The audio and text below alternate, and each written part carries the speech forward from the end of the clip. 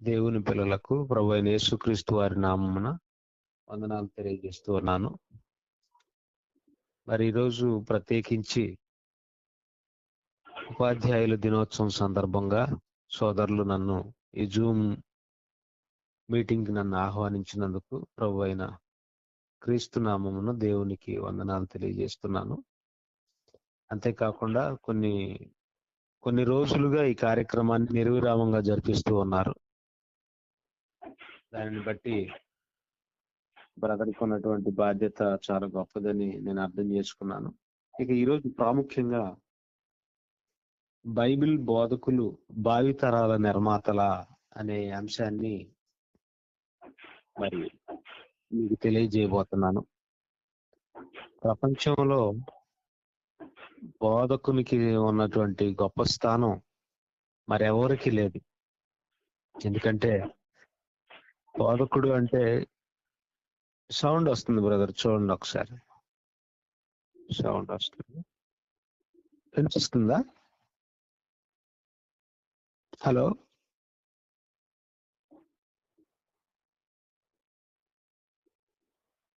బోధకునికి ఉన్నటువంటి స్థానం చాలా గొప్పది.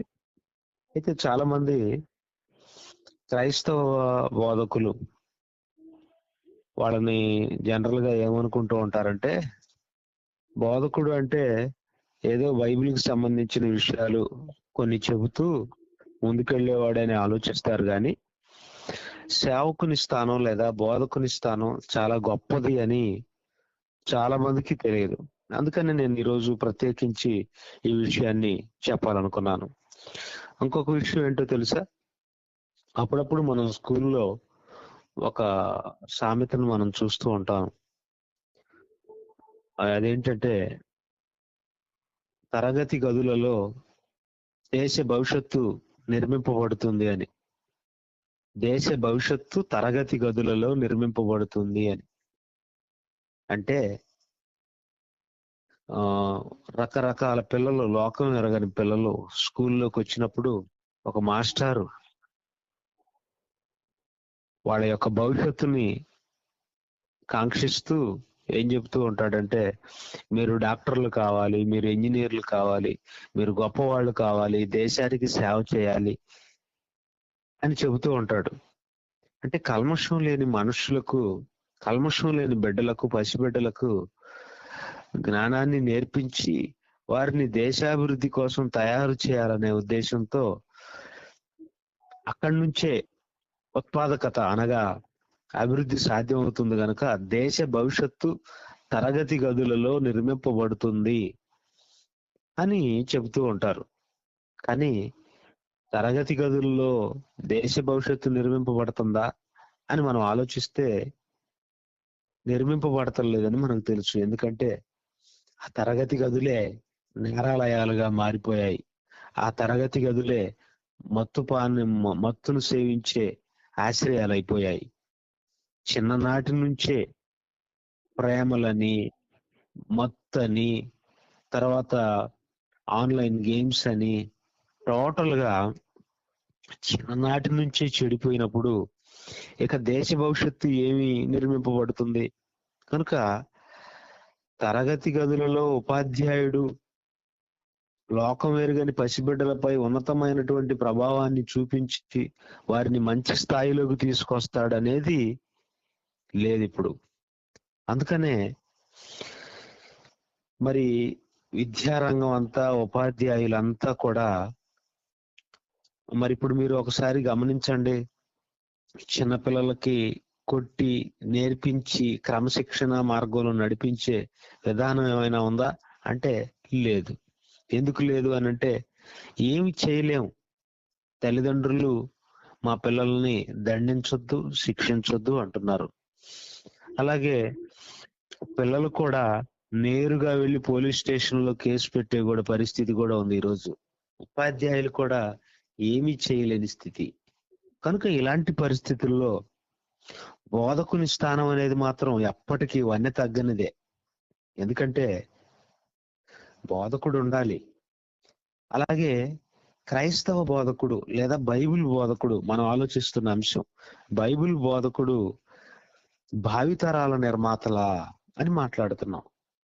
అంటే భవిష్యత్తుని చూడాలా? బైబిల్ బోధకుడు భవిష్యత్తుని అంచనా వేసుకొని ముందుకు వెళ్ళాలా? బైబిల్ బోధకుని యొక్క స్థానం, ఆయన ఏమేమి పాత్రలు పోషించాలి అనే దానికి మీకు తొలిగా ఒక మంచి చక్కని రెఫరెన్స్ ని మీరు ఆలోచిద్దాం ఒకసారి. రోమాపత్రిక 2వ అధ్యాయం, రోమాపత్రిక 2వ అధ్యాయము 17వ వచనం నుంచి, నీవు యూదుడు అని పేరు పెట్టుకొని ధర్మశాస్త్రమును ఆశ్రయించి దేవుని యందు అతిశయించుచున్నావు కావా? నీవు యూదుడు అని పేరు పెట్టుకొని, ఈరోజు జరుగుతున్న పరిస్థితుల్ని చూడండి ఒకసారి. మనం కూడా క్రైస్తవులు అనే పేరు పెట్టుకున్నాం. క్రైస్తవులనే పేరు పెట్టుకొని ధర్మశాస్త్రాన్ని ఆశ్రయించి దేవుని యందు అతిశయించుచున్నాం. ఆయన చిత్తమెరిగి 18వ వచనం, ఆయన చిత్తమెరిగి ధర్మశాస్త్రమందు ఉపదేశం పొందిన వాడవై శ్రేష్టమైన వాటిని మెచ్చుకొనుచున్నావు కావా?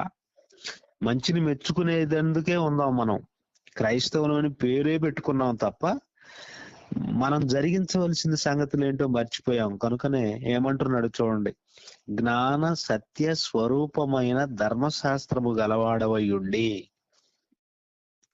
జ్ఞానము సత్యము నివసిస్తున్నటువంటి, జ్ఞానానికి సత్యానికి ఒక రూపంగా ఉన్నటువంటి ధర్మశాస్త్రము గలవాడవై ఉండి, నేను గ్రుడ్డి వారికి త్రోవ చూపువాడను.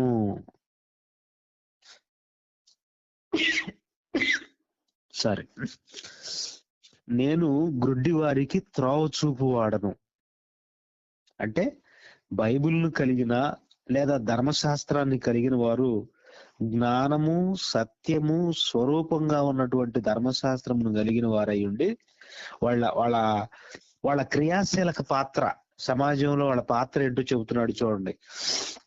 నేను గుడ్డి వారికి త్రోవ చూపువాడను.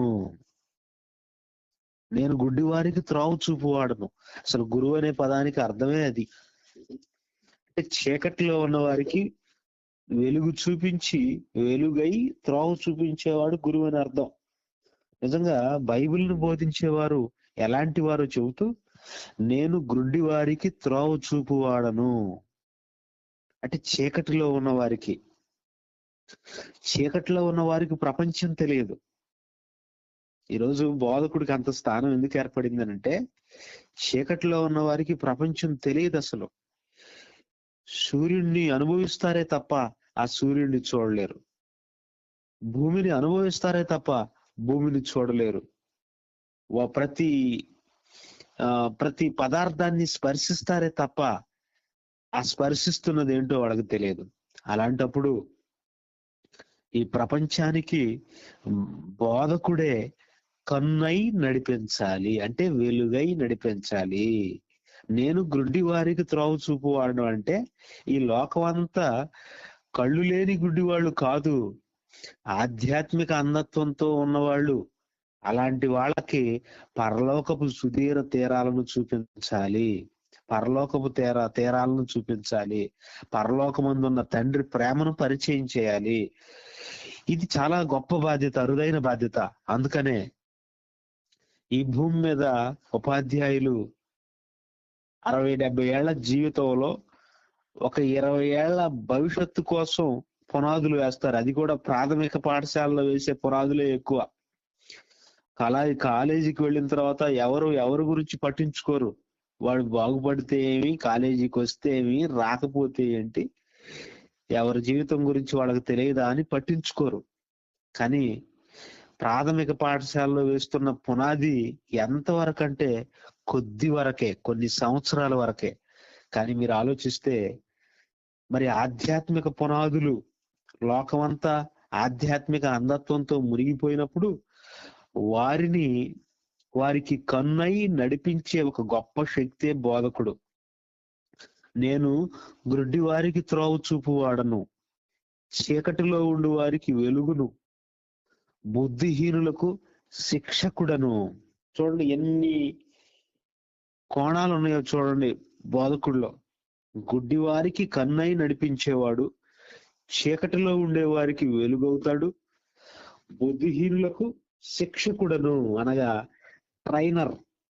బుద్ధిహీనులకు శిక్షకుడను అంటే ట్రైనర్, అంటే మార్గం వైదొలిగి తప్పి తిరిగే వాళ్లకు చక్కని ట్రైనర్ అన్నమాట బైబిల్ బోధకుడు. బైబిల్ బోధకుడు మంచి ట్రైనర్, వెలుగు, గుడ్డివారికి త్రోవ చూపువాడు. ఇక మరొకటి, బాలురకు ఉపాధ్యాయుడనై ఉన్నానని నీ అంతట నీవే ధైర్యము వహించుకొనుచున్నావు కావా. బాలురకు అంటే పరలోకపు కాంతులు ఉదయించని వారికి, పరలోకపు దిశగా నడవని వారికి ఉపాధ్యాయుడినై ఉన్నానని నీ అంతట నీవే ధైర్యం వహించుకొనుచున్నావు కావా. ఈ చూడండి, అంటే బైబిల్ కలిగిన క్రైస్తవులు గుడ్డి వారికి త్రోవ చూపు వారై, చీకటిలో ఉండు వారికి వెలుగై, బుద్ధిహీనులకు శిక్షకుడై, బాలులకు ఉపాధ్యాయుడిగా ఉన్నారు. అలాంటి వారు ఈరోజు ఎలా ఉందో తెలుసా? ఇలా ఇంతటి గొప్ప స్థానంలో ఉన్న బోధకుడు భవిష్యత్తుని, భావితరాలను ఉద్ధరించాల్సిన క్రైస్తవుడు ఏమయ్యాడో చెబుతూ కింద ఒక మాట చెబుతున్నాడు. ఎదుటి వానికి బోధించు నీవు నీకు నీవే బోధించుకొనవా. దొంగిల వద్దని ప్రకటించు నీవు దొంగిలేదవా. అంటే బైబిల్ని బోధిస్తున్నారే తప్ప ఆ బోధని అనుసరించటం లేదు అని చెప్పకనే చెప్పేశారు. ఎదుటి వానికి బోధించు నీవు నీకు నీవే బోధించుకొనవా అని 24వ వచనంలో వ్రాయబడిన ప్రకారము మిమ్మును బట్టియే కదా దేవుని నామం అన్యజనుల మధ్యను దూషింపబడుచున్నది. అంటే ఇంతటి గొప్ప బాధ్యత కలిగినటువంటి బైబిల్ బోధకులు వాక్యమును మీరుట వలన దేవుణ్ణి అవమానపరుస్తున్నారు అని చెబుతున్నాడు అనమాట. ఈరోజు ఎటు లోకం పట్ల జ్ఞానం కలిగించే ఉపాధ్యాయులు త్రోవ తప్పిపోయారు. ఆధ్యాత్మిక కోణంలో పరలోకానికి నడిపించే వాళ్ళు కూడా త్రోవ తప్పిపోయారు. అందుకనే గుడ్డివారికి గుడ్డివారు త్రోవ చూపితే గుంటలో పడుదురు కదా అని. అంటే ఆధ్యాత్మిక మార్గాన్ని చూపించే వాళ్ళు దృష్టి కలిగిన వారై, దీర్ఘ దృష్టి కలిగిన వారై ఉండాలి. వాళ్ళ స్థానం సమాజంలో చాలా గొప్పది అని చెబుతున్నాడు అనమాట. దీన్ని బట్టి మనం ఆలోచిస్తే మత్తయి సువార్తలో యేసుక్రీస్తు వారు ఈ సమాజానికి వెలుగై ఎలా నడిపించారో ఒక్కసారి చూడండి. మత్తయి సువార్త 5వ అధ్యాయం, మత్తయి సువార్త 5వ అధ్యాయం 1వ వచనం నుంచి ఆయన బోధలు ఎలా ఉన్నాయో ఒకసారి చూడండి. ఆయన ఆ జన సమూహములను చూచి కొండ ఎక్కి కూర్చుండగా ఆయన శిష్యులు ఆయన యొద్దకు వచ్చిరి. అప్పుడు ఆయన నోరు తెరచి ఈలాగు బోధింపసాగెను. బోధ అనగా టీచింగ్. ఆయన ఆ సమూహములను చూచి కొండ ఎక్కి కూర్చుండగా ఆయన శిష్యులు ఆయన యొద్దకు వచ్చిరి. అప్పుడు ఆయన నోరు తెరచి ఈలాగు బోధింపసాగెను. అంటే ఆయన నోరు తెరచాడు. ఆయన నోరు తెరిచి మహాజ్ఞానాన్ని బోధిస్తూ ఉన్నారు. ఆ బోధ లోక సంబంధమైంది కాదు. అది దేనికి సంబంధించిందంటే ఆత్మ విషయం. సబ్జెక్ట్ ఏంటి? ఆత్మ విషయమై దీనులైన వారు ధన్యులు, పరలోక రాజ్యము వారిది. దుఃఖపడు వారు ధన్యులు, వారు ఓదార్చబడుదురు. సాత్వికులు ధన్యులు, వారు భూలోకమును స్వతంత్రించుకుందురు. ఇలా ప్రతి విషయాన్ని గురించి చెప్పుకుంటూ యేసుక్రీస్తు వారు వస్తున్నారు. ఆత్మ విషయం అంటే ఈ లోకానికి ఆత్మ విషయం తెలియదు. ఈ లోకానికి పరలోకపు జాడలు తెలియవు. పరలోకపు జాడలు తెలియక ఆత్మ విషయములను ఎరుగక లోక సంబంధమైన విషయాల మీద దృష్టి ఉంచిన వారికి మరొకసారి మూసుకుపోయిన ఆత్మీయ నేత్రాలను తెరిపించే ప్రయత్నం చేస్తున్న ఒక మహాబోధకుడు యేసుక్రీస్తు వారు. ప్రత్యేకించి ఈరోజు మనం అందరం కూడా ఆ మహనీయుడికి వందనాలు తెలియజేయాలి. ఎందుకంటే ఈరోజు ఉపాధ్యాయుల దినోత్సవం సందర్భంగా ప్రపంచంలో ఆయన్ను మించిన బోధకుడు లేడు.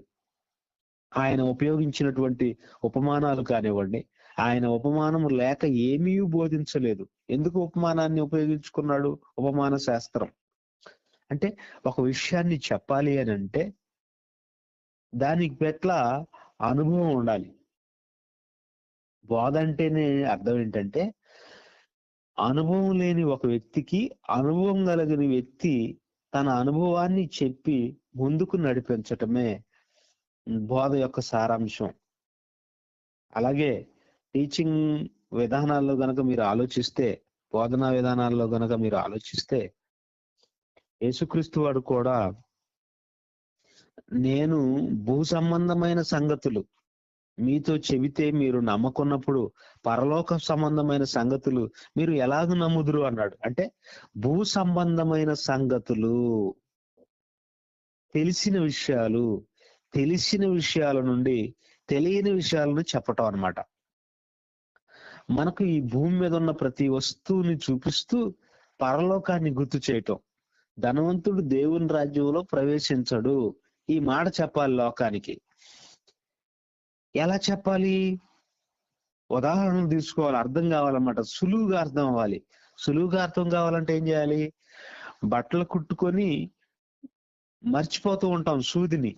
ఆ సూదిని తీసుకొని సూది బెజ్జములో ఒంటె దూరట కంటే సూది బెజ్జములో ఒంటె దూరటం సులభమే గాని ధనవంతుడు దేవుని రాజ్యంలో ప్రవేశించుట కష్టము అని చెప్పాడు.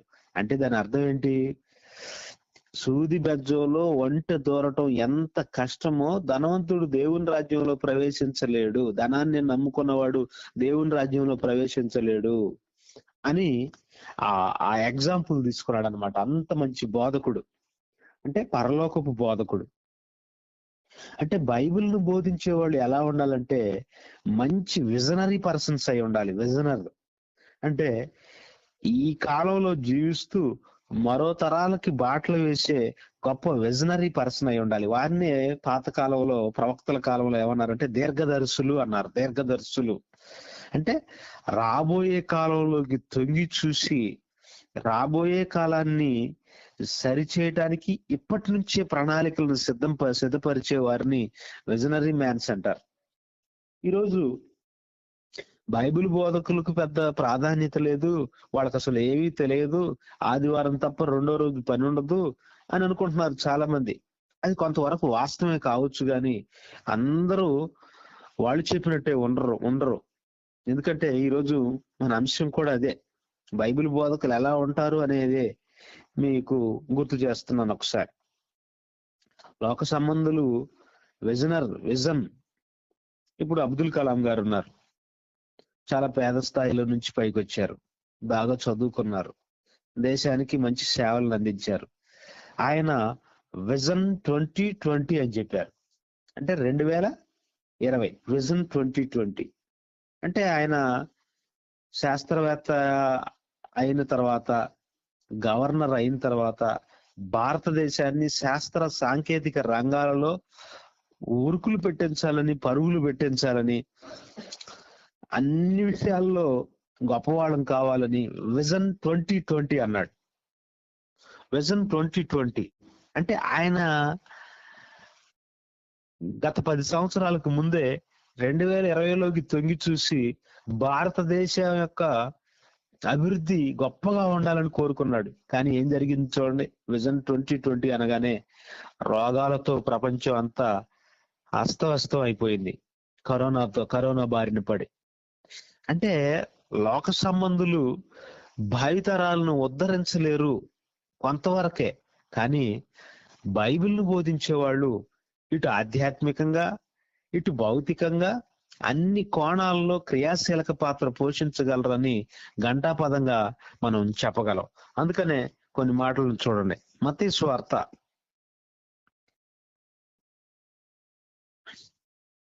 సువార్త 3వ అధ్యాయము 12వ వచనాన్ని ఒకసారి చూడండి. మత్తయి సువార్త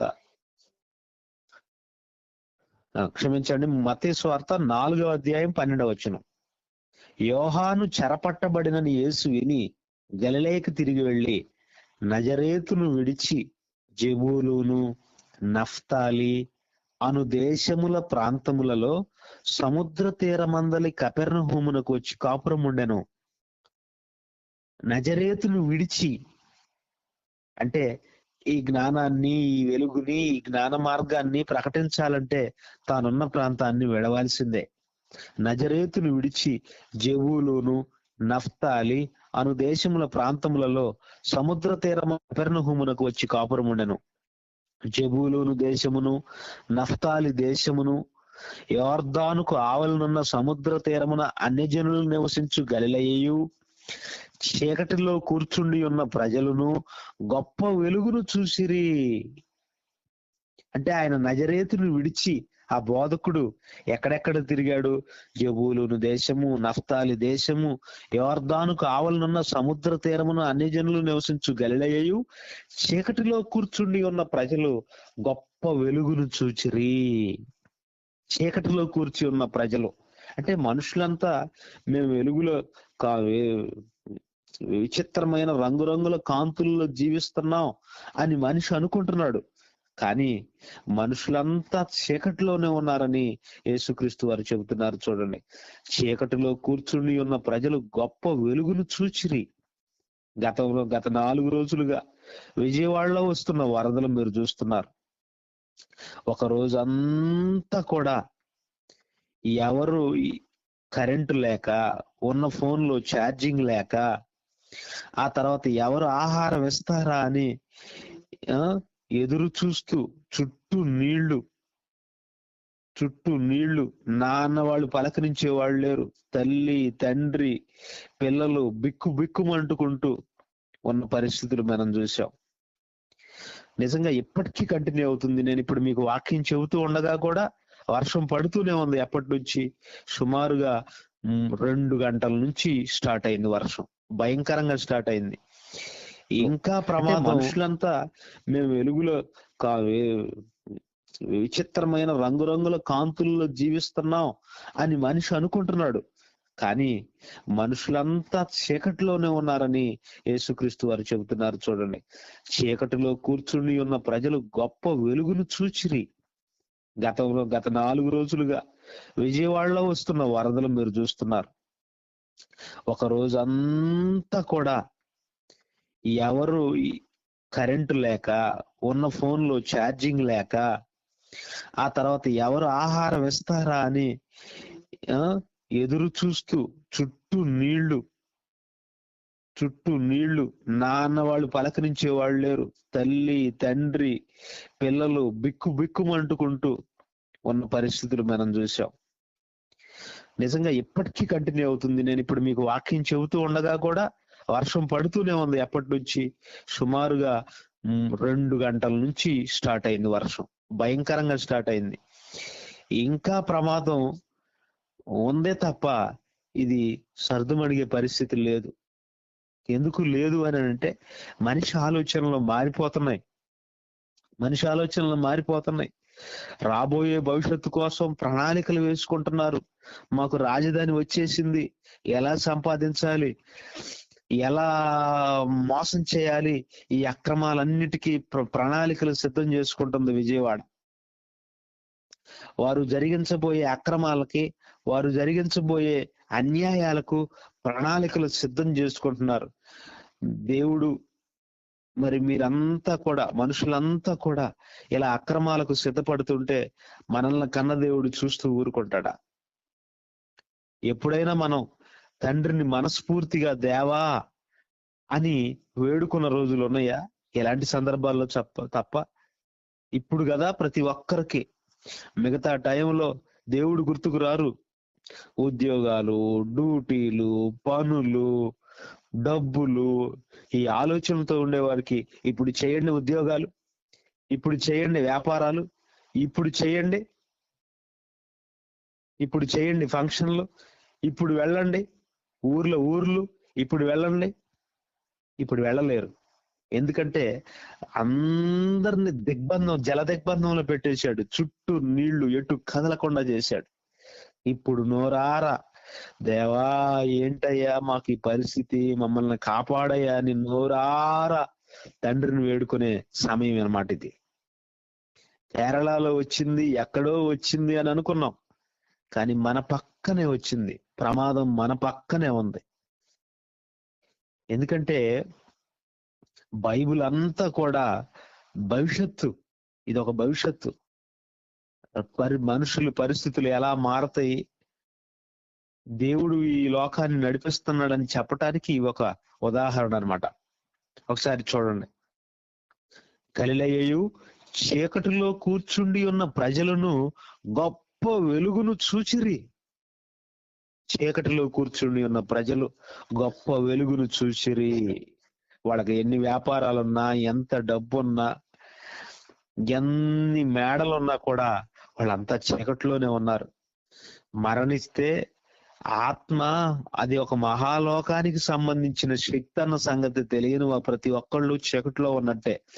అలాంటి చీకటిలో కూర్చుని ఉన్న ప్రజలకి గొప్ప వెలుగైనటువంటి వాక్యం, ఆ వాక్యము చీకటి కలిగిన చోటున వెలుగిచ్చు దీపం. అంటే బైబిల్ను బోధించే వాళ్ళు పరలోక సంపద అయినటువంటి వాక్యాన్ని బోధించి అనేకులకు వెలుగు చూపాలి.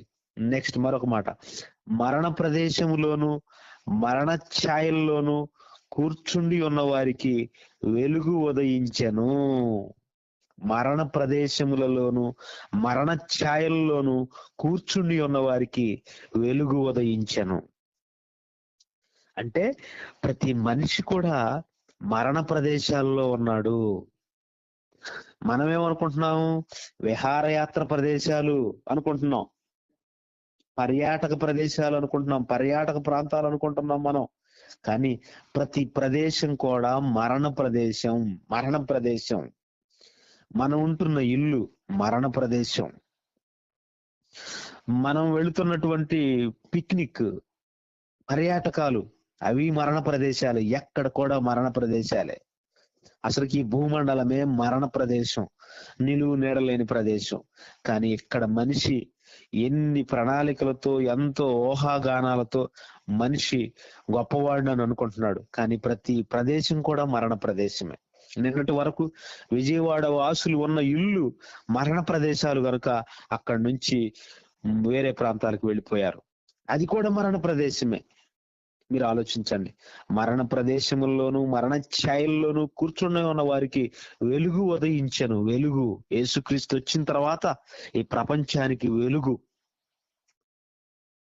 అందుకనే ఈరోజు బైబిల్ బోధకులు అని అంటే కేవలం ఆదివారం వాక్యం చెప్పేవాళ్ళు అని అనుకుంటున్నారు. కానీ వారు ఒక మంచి విజనరీ పర్సన్స్ అని తెలియజేయటానికి ఒక మంచి వాక్యాన్ని మీకు తెలియజేస్తాను. చూడండి మీరు ఒకసారి. యెషయా గ్రంథము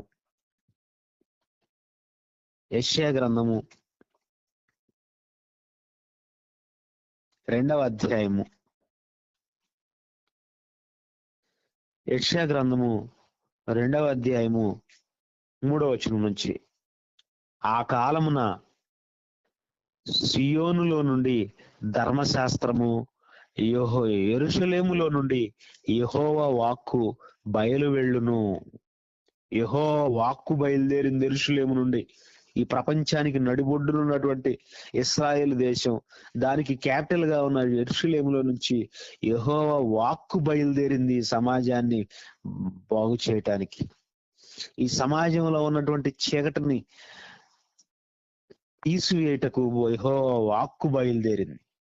యెహోవా వాక్కు బయలుదేరింది. మీరు ఆలోచించండి ఒకసారి. జనములు గుంపులు గుంపులుగా వచ్చి యాకోబు దేవుని మందిరమునకు, యెహోవా పర్వత మందిరమునకు మనం వెళుదము రండి, ఆయన తన మార్గముల విషయమై మనకు బోధించును, మనము ఆయన త్రోవల్లో నడుతుము అని చెప్పుకొందురు. జనములు గుంపులు గుంపులుగా వస్తారు యెహోవా వాక్కు వినడానికి. ఒకప్పుడు బైబిల్ పట్టుకొని క్రైస్తవులు మిషనరీ దేశాలు మిషనరీలుగా ప్రయాణం చేశారు. 200 సంవత్సరాల వరకు ఈ భారతదేశం బ్రిటిష్ వారి పరిపాలనలోనే ఉంది 200 సంవత్సరాల పాటు. వాళ్ళల్లో కొంతమంది వర్తకాల కోసం, వ్యాపారాల కోసం భారతదేశం అడుగు పెడితే, మరికొందరు మాత్రం ఈ జ్ఞానాన్ని ప్రకటించటం కోసం మిషనరీస్ గా భారతదేశంలోకి ప్రవేశించారు. అవునా కాదా? అవును. ఆయన మధ్యవర్తి అయి అన్ని జనులకు న్యాయం తీర్చును, అనేక జనములకు తీర్పు తీర్చును. బైబిల్ను బోధించేవారు నిజంగా ఆ రోజు ఆయా దేశాల నుంచి మన దేశం బయలుదేరారు. ఈ రోజు మన దేశంలో ఏమంటున్నారు అని అంటే మత మార్పిడి అంటున్నారు. ప్రలోభాలకు లొంగారు అని అంటున్నారు. ఈరోజు చాలా మంది క్రైస్తవులుగా ఎందుకు మారుతున్నారు అని అంటే ఉపాధి కోసం, లేకపోతే ఏదైనా ఇస్తే క్రైస్తవ్యంలోకి మారుతున్నారని చాలా మంది అనుకుంటున్నారు. కానీ మీరు ఒకనాడు ఆలోచించండి, ఇతర దేశాల నుంచి వచ్చినటువంటి మిషనరీలు మన దగ్గర ఏముందని ఆశించి ఇక్కడికి వచ్చారు చెప్పండి? ఏముందని ఆశించి వచ్చారు? మనం ఏదో ఇస్తామని వచ్చారా? వాళ్ళకున్న సంపదని, వాళ్ళకున్నటువంటి జ్ఞానాన్ని, వాళ్ళకున్న పరిజ్ఞానాన్ని అంతటినీ మన దేశంలో వచ్చి వినియోగించారు.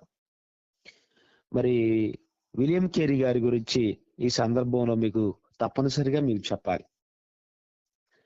వాళ్ళ నాన్నగారు, వాళ్ళ తల్లి గారు కూడా సేవకులు. అయితే ఆయన థియాలజీ కోర్సు, బైబిల్ కోర్సు అయిపోయిన తర్వాత చివరి రోజు, వీడ్కోలు సభ రోజు, మీరు ఏ దేశానికి వెళ్ళి సేవ చేస్తారు అని వాళ్ళకు బైబిల్ బోధించినటువంటి బోధకులు అడుగుతున్నారు. మీరు ఏ దేశానికి వెళ్ళి సేవ చేస్తారు అని అడుగుతున్నప్పుడు విలియం కేరీ గారు నేను భారతదేశానికి వెళ్ళి సేవ చేస్తాను అని అన్నారు. అప్పుడు వాళ్ళ తల్లిదండ్రులే కావచ్చు, మిగతా వాళ్ళే కావచ్చు, మిగతా సహా ట్రైనీస్ అందరు కూడా ఏమన్నారంటే, భారతదేశం వెళ్తావా? అది ఎన్నో మూఢనమ్మకాలతో మరి ఛాందస భావాలతో ఉన్నటువంటి దేశం భారతదేశం, అక్కడికి వెళతారా అని గేలి చేశారు.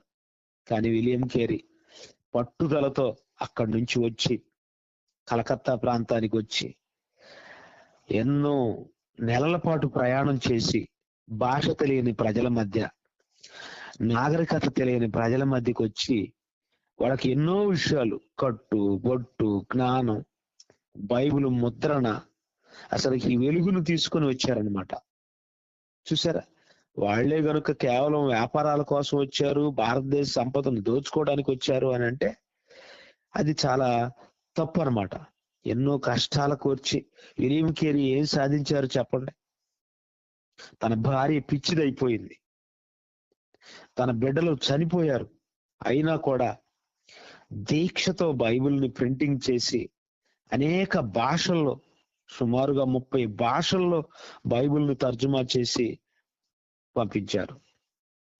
చూడండి, బైబిల్ వచ్చిన తర్వాత, బైబిల్ రాక మునుపు అనగా ఈ వెలుగు వచ్చిన తర్వాత, ఈ వెలుగు ప్రకటింపక మునుపు ఎలా ఉందో ఈ పరిస్థితి ఒకసారి తెలియజేస్తూ, వారు 4వ వచనం, యెషయా గ్రంథము 2వ అధ్యాయము 4వ వచనం 4వ మాట, వారు తమ ఖడ్గములను నాగటి నక్కులుగాను, తమ ఈటెలను మత్సు కత్తులుగాను సాగగొట్టుదురు.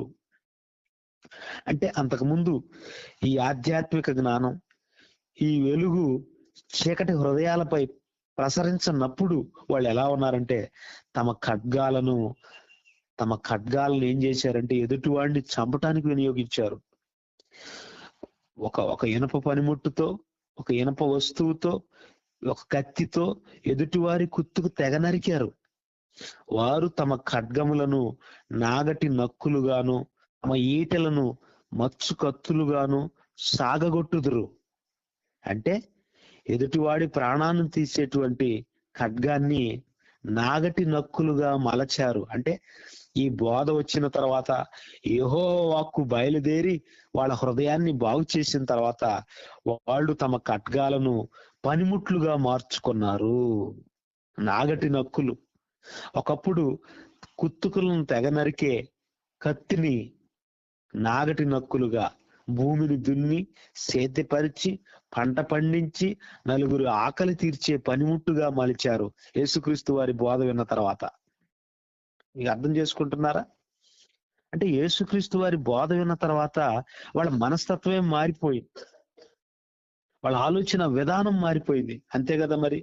చీకట్లో ఉన్న వారికి ఒక్కసారిగా వెలుగు ప్రసరించేసరికి వాళ్ళలో ఎంత మార్పు వచ్చిందో చూడండి. ఈ మార్పు అంతటికి కారణం ఎవరంటే బైబిల్ను బోధించినటువంటి బోధకులే. ఇంకొక విషయాన్ని కూడా మీకు చెప్పాలి. విజయవాడ నుంచి చెన్నై వెళ్లే రూట్ లో స్టువర్ట్పురం అనేది ఒకటి ఉంది. స్టువర్ట్పురం, విజయవాడ నుంచి చెన్నై వెళ్లే రూట్ లో తెనాలి పరిసర ప్రాంతాల్లో స్టువర్ట్పురం అనేది ఒకటి ఉంది. స్టువర్ట్పురం అంటే ఒక రకంగా చెప్పాలంటే దొంగలు. స్టువర్ట్పురం అంతా దొంగలు. దేశంలో, ఈ భారతదేశంలో ఎక్కడ దొంగతనం జరిగినా కూడా దాని మూలాలన్నీ కూడా స్టువర్ట్పురంలోనే ఉంటాయి. అయితే అందుకనే చాలా సినిమాలు కూడా స్టువర్ట్పురం పోలీస్ స్టేషన్, స్టువర్ట్పురం దొంగలు అని సినిమాలు కూడా తీశారు. మీరు గుర్తుందో లేదో, స్టువర్ట్పురం పోలీసు, స్టువర్ట్పురం దొంగలు అని సినిమాలు కూడా తీశారు. ఎందుకంటే అది దొంగతనానికి చాలా ప్రసిద్ధి అన్నమాట. చాలా చాకచక్యంగా దొంగతనాలు చేసేవాళ్ళు. అందుకనే స్టువర్ట్పురం ట్రైన్ రాగానే అనౌన్స్మెంట్ వచ్చేది, స్టువర్ట్పురం వచ్చేసింది, ఎక్కడ కూడా అక్కడ డోర్లు వేసేసుకోండి, మెడల్లో చైన్లు వేసుకున్న వాళ్ళు ఆడవాళ్ళని అందరిని అలర్ట్ చేసేవాళ్ళు. ఎందుకంటే అంత దొంగలు అనమాట. కానీ ఈరోజు ఆ పరిస్థితి లేదు. ఈరోజు అందరూ అక్కడే కలెక్టర్లు, అక్కడే పోలీసు అధికారులు, అక్కడే గొప్ప గొప్పగా ఉన్నారే తప్ప దొంగతనాన్ని మానివేశారు. ఎందుకు మానివేశారు? ఏం జరిగింది? దొంగతనాన్ని ఎందుకు మానివేశారు? స్టువర్ట్ అనే ఒక మిషనరీ ఆ ప్రాంతానికి వచ్చి వాళ్ళకు చదువు నేర్పించి, వాళ్ళకి బైబిల్ను నేర్పించి, ఎలా నేర్పించాడు? నీ ఎదుటి వాడిని ఆశించకూడదు, నీ పొరుగు వానిది ఏది ఆశించకూడదు అని చెప్పారు. దొంగతనం అంటే ఏంటి? పొరుగుడు ఆశించటమే కదా, వాడి సంపదను కొలగొట్టడమే కదా. నీ పొరుగు అని ఎద్దునైనను గాడిదనైనను దేనినైనను ఆశించకూడదు. ఇది దేవుడిచ్చిన ఆజ్ఞలలో ఒక ఆజ్ఞ. నీ పొరుగు వానిది ఏది ఆశించకూడదు అని చెప్పిన తర్వాత వాళ్ళల్లో నెమ్మదిగా ఆ దొంగతనాన్ని మార్చుకొని ఈ రోజు అందరూ ప్రభువుని నమ్మిన వారై ఈ రోజు స్టువర్ట్పురం కాస్త సువార్తపురంగా మారిపోయింది. దానికి కారణం ఎవరనంటే బైబిల్ను బోధించిన బోధకులు. బైబిల్ను బోధించారు కనుక చీకటిలో ఉన్న ప్రజలు వెలుగును చూపించారు, పరలోకపు దిశగా నడిపించారు. మరొక మాట కూడా చూడండి ఒకసారి. యెషయా గ్రంథము 42వ అధ్యాయం. యెషయా గ్రంథము 42వ అధ్యాయము 5వ వచనం, 4వ వచనం. భూలోకమున న్యాయము స్థాపించు వరకు అతడు మందగెలడు, నలుగుడు పడడు. యేసుక్రీస్తు వారి గురించి చెబుతున్నారు. భూలోకమున న్యాయము స్థాపించు వరకు అతడు మందగెలడు, నలుగుడు పడడు. అంటే భూలోకమున న్యాయం స్థాపించే వరకు యేసుక్రీస్తు మందగెలడు, ఒక చోట ఉండడు ఆయన. చూడండి, ఆయన రాత్రి వేళ ప్రార్థన చేస్తూ పగటి వేళ దేవాలయంలో బోధిస్తున్నాడు. 3.5 సంవత్సరాల కాలం పాటు అసలు మందగెలటం లేదు. అంటే వాక్యం చెప్పే విషయంలో, ఈ జ్ఞానాన్ని ప్రజలకు ప్రకటించే విషయంలో కాస్త నలత కూడా చూపించట్లేదు అనమాట భూలోకమున. అప్పుడు ఒకళ్ళు అడిగారు, బోధకుడా నీ విశ్రాంతి స్థలం ఏది? నీవు ఎక్కడ కాపురం ఉంటున్నావు అంటే, నక్కలకు బొరియలున్నాయి, ఆకాశ పక్షులకు గూళ్ళున్నాయి, మనుష్య కుమారుడు తలవాల్చుకున్నట్టుకు చోటు లేదని చెప్పాడు అనమాట. కనుకనే ద్వీపములు ఆయన బోధ కొరకు కనిపెట్టును. ద్వీపములు అంటే 4 వైపులా నీరు, మధ్యలో భూభాగం ఉంటే దాన్ని ద్వీపము అంటారు. ఐలాండ్ అంటారు, ఐలాండ్. ద్వీపము. ద్వీపము అంటే 4 వైపుల నీళ్లుండి, అండమాన్ నికోబార్ దీవులు. సునామీ వచ్చినప్పుడు సముద్రంలో కదా వాళ్ళు ఉండే నివాసం ఉండే ప్రాంతం, 4 వైపుల నుంచి సముద్రం ఉప్పొంగి ద్వీపాలు మునిగిపోయాయి. ఈరోజు విజయవాడ మునిగిపోయినట్టు. ద్వీపములు అతని బోధ కొరకు కనిపెట్టును. యేసుక్రీస్తు వారి బోధ కొరకు ద్వీపములు. ఏం తక్కువైంది వాళ్ళకి? ఏం తక్కువైంది? హాయిగా పర్యాటక రంగం తరపున చాలా ఆదాయం వస్తుంది, కానీ ముఖ్యమైన సంపద వాళ్ళకి లేకుండా పోయింది. జ్ఞానం అనే సంపద లేకపోయింది. మరణ ప్రదేశాల్లో చీకట్లో కూర్చున్నారు, మరణ ప్రదేశాల్లో ఉన్నారు. మరణ ఛాయ, మరణపు నీడలు వారిని అలుముకుంటున్నాయి.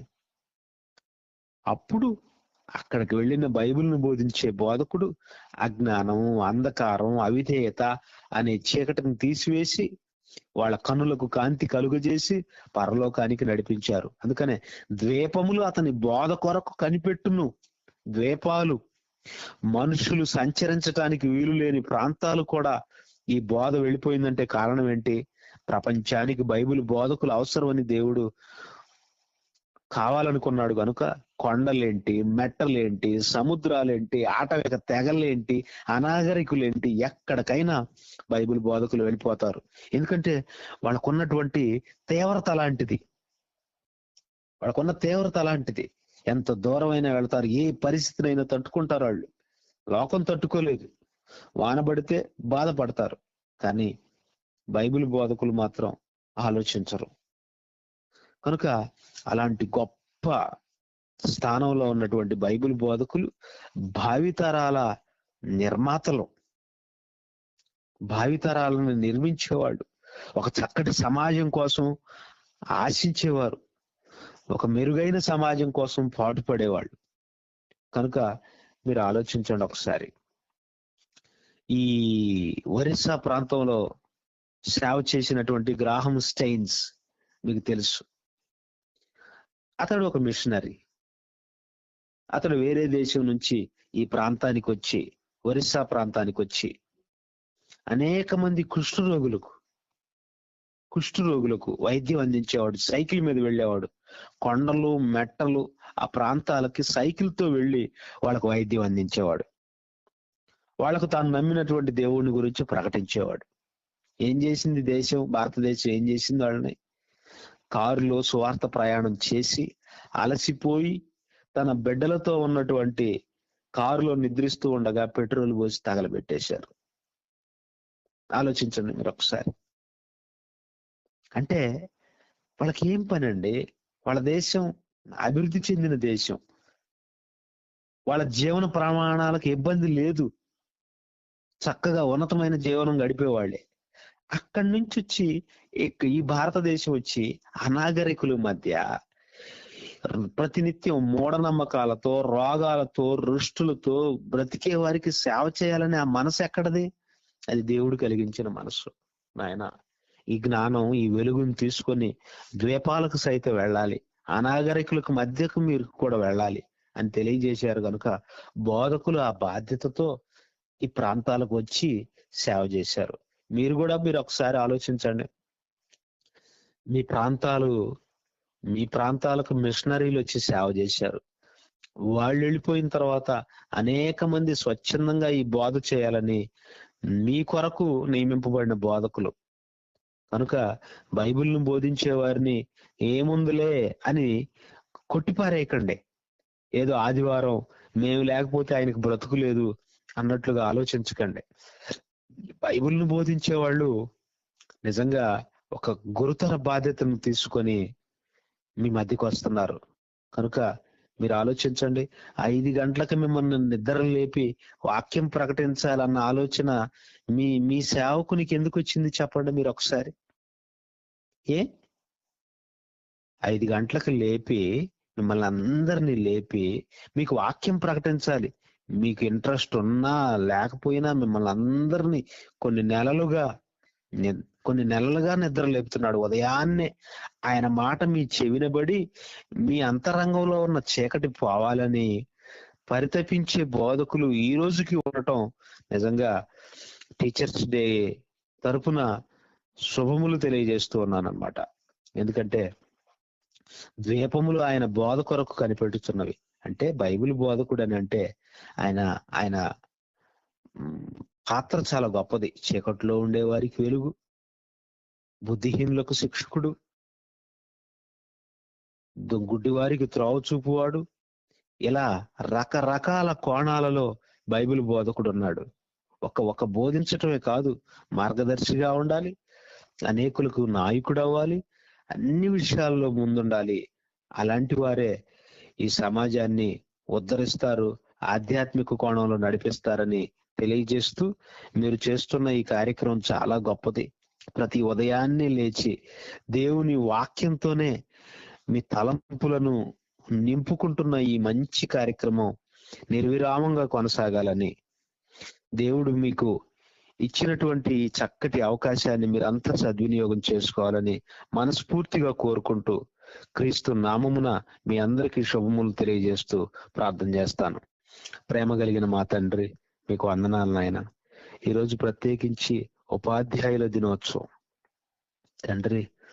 ఈ లోకంలో ఉన్న ఉపాధ్యాయులు కంటి ముందున్నటువంటి భవిష్యత్తుకి ప్రణాళికలు సిద్ధం చేశారే తప్ప పరలోక భవిష్యత్తు కొరకు ఉద్దేశించినటువంటి సిలబస్ బైబిల్, ఆత్మ వెళ్ళవలసిన గమ్యం, ఆత్మ చేరవలసినటువంటి తీరం పరలోకం, దానిని మరచిపోయి బోధలు కొనసాగుతున్నాయి. మీ ప్రియకుమారుడైన యేసుక్రీస్తు వారు ఈ భూమి మీదకి వచ్చిన తర్వాత ఆత్మ విషయమై దీనులైన వారు ధన్యులు, పరలోక రాజ్యం వారిది అని చెప్పి ఒక పరలోకాన్ని గుర్తు చేస్తూ, ఆత్మ చీకటిలో నలిగిపోతుందని తెలియజేస్తూ, నాయన ఈ ప్రపంచ బోధకులందరికీ అగ్రస్థానంలో ఉండి తండ్రి ఒక చక్కటి సబ్జెక్టు, పరలోకపు సబ్జెక్టుని ఈ భూమి మీద ఉన్న వాళ్ళందరికీ తెలియజేశారు. నాయన ఆ విజయ పరంపర మేము ఆపకుండా ఈ బోధను ప్రతి ఒక్కరి దగ్గరకు తీసుకెళ్లే భాగ్యమును మాకు ఇమ్మని కోరుకుంటూ, ఇలాంటి కార్యక్రమాలు నిర్వహిస్తూ మీ బిడ్డలందరినీ నడిపిస్తున్న సోదరులు ప్రభు గారికి మీరు తోడుగా ఉండండి. వాక్యం వింటూ ఉన్నటువంటి ప్రతి కుమార్తెకు కుమారుడికి మెరుగైన సలహాలను ఇచ్చి గొప్పగా వారిని మీ సేవ యందు తర్ఫీదు నిమ్మని కోరుకుంటూ, క్రీస్తు నామమున ఈ ప్రార్థన మీకు సమర్పిస్తున్నాను తండ్రి. ఆమెన్.